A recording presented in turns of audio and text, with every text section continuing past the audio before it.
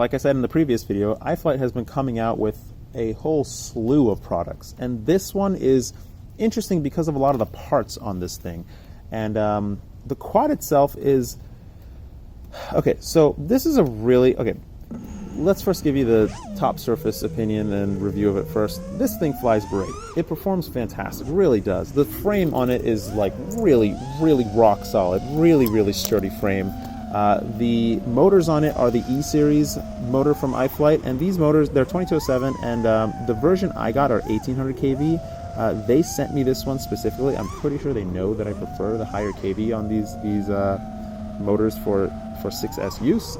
The version that's available for sale is, I think, 1700 or 1750 kV. I don't know if they're going to come out with the 1800 kV version in this quad, but I'm pretty sure the 1700 or 1750 version is going to perform very similar to this, but I still prefer the slightly higher kV because I feel like I get a little bit more control out of it because it gives me a little bit more headroom in the... This is just theory talk. I'll talk about that in other videos. But these motors are great. They are the budget line of motors, but I don't see anything really budget about them. A lot of these budget motors that are coming out now perform exactly the same as the higher price version, so I don't see the higher price version of these motors or any motor really surviving a whole lot longer. Now, I am personally working on a evolution of 5-inch motors, I hope, and that's going to come soon, and it will be a premium price motor. But for now, I wouldn't recommend anything but these budget motors. These motors perform really great. The stack on this thing is their iFlight stack. The ESC board, no clue which one it is, but it performs totally fine. 6S, whatever. The flight controller on here is an F4 flight controller. I thought it was the F7, but it's not the F7. And the VTX on there is, it looks like a no-name VTX. Now, iFlight makes a lot of stuff, and they do make a VTX themselves. I don't know why it looks like just a no-name VTX. I'm sure they made it themselves. Otherwise, they have a cap soldered on there, which I'm not a huge fan of. It looks like a little small of a cap for 6S. I'm just used to running really big, beefy 1000 microfarad caps in the higher 35 voltage version, just for the extra safety, whatever. This cap is probably totally suitable for 6-inch or for 6S, but it does look a little bit small. In my opinion, I just like the extra safety of it. I really like the antenna configuration on the back here. The print is really nice, and the location of where the power lead comes out, in my opinion, is totally optimal. It's really great. I'm not a huge fan of the battery strap situation. They have these two little skinny straps on the side here, and the battery strap just barely fits between those tiny little skinny arms. And also, the slots are too narrow to actually fit the battery on top appropriately. So I had to take the strap out, which almost killed me to get it out because I had almost broke the top plate getting the strap out because the slots are too skinny. And I put it around the whole top plate because that's the only way I could fit my battery. Now, this TPU mount for the GoPro on here is not from iFlight. This is actually the mount from the Tyro 129. You can see how incredibly crummy the print on it is compared to the very nice prints that iFlight makes for their antenna mount and various other aspects of the quad. The camera on here is a Ratel camera, which I like a lot, but unfortunately it is still a Caddx camera, which means it is not without flaw and it will maybe glitch on you at some point. The problem that I have found with Caddx, with this particular Caddx camera, is that I've had two different cameras freeze on me each twice, and it freezes just freezes for like a second and then it re-ups and continues showing me the video. So I don't know if that's going to happen on this. They say that they've updated the camera, and they probably have, and it's been working great. I really like this camera a lot. It's second best, in my opinion, to the Micro Eagle, which in my opinion is still the top camera, and it's been the top camera since it came out. Other things about the quad are nothing. It's actually really well built, really great quad.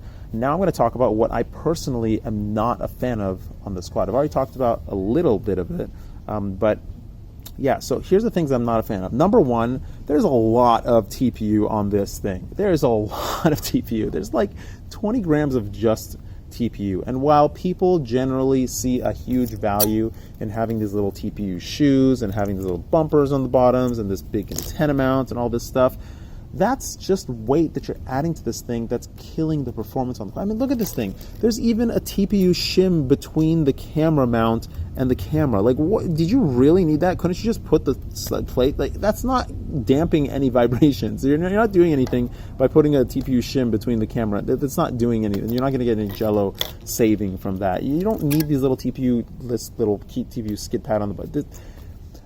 I really don't see a point to all this TPU. People think that it's going to save their arms, save this, save that, but my concept is that you should use a frame or something that you don't need that stuff on, because it's cost effective and easy enough to replace arms and maintain things so that you can keep spares on hand.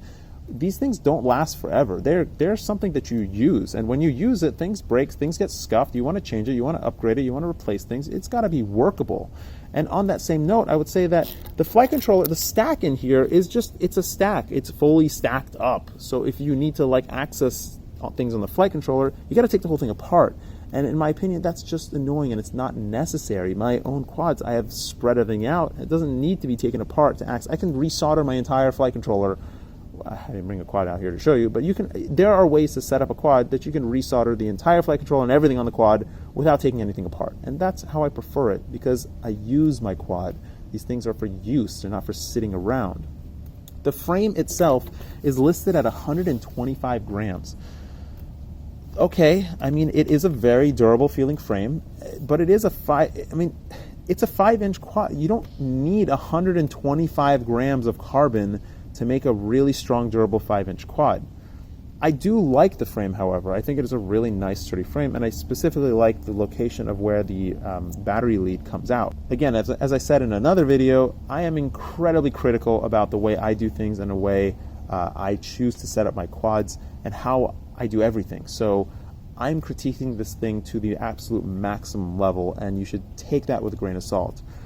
And so this is a really well-performing quad. However, the extra weight of all this stuff, and in my opinion, the motors being a little bit underpowered and too small for the heft of the quad, makes it something that I personally wouldn't want to fly. But it does make a really good cinematic quad if you want it for that. The only unfortunate part about it is that at low camera tilt, you will get the props in view, but it does really fly great when you go slowly. And something that I haven't talked about on this quad yet are the props. Now, this prop is a Nazgul prop, and in the past, Nazgul has made a couple of props, and they have been, if not the worst prop on the market, some of the very worst 5-inch props to ever hit the market and be for sale. Multiple people reviewed it and said the same thing. It's surprising how bad they were. Fast forward to today, I don't think they actually made this prop. I think this prop is being made by Gemfan, because the finish on it is Gemfan, the plastic on it feels like Gemfan, the shape of the blade looks like Gemfan. I think it's a Gemfan prop. And I like this prop a lot. It's a 4-gram prop, and I was not expecting to run into this prop on this random quad that they sent me. So I'm going to do a review on this prop specifically because I really like it a lot. So stay tuned for that.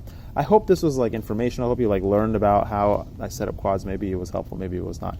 Either way, this is a cool quad, and I do think that it is a good value for like the 170 something whatever dollars that it is. I think it does give you a good value as a starter quad. If you don't want to build a quad yourself, I would put it up kind of near the mid to top range of ready to fly quads that I've flown in 5-inch category, but I still personally wouldn't recommend it or fly it myself. And yeah, I'm going to leave it at that. Hopefully it was helpful. Floss your teeth. Take care. Bye-bye.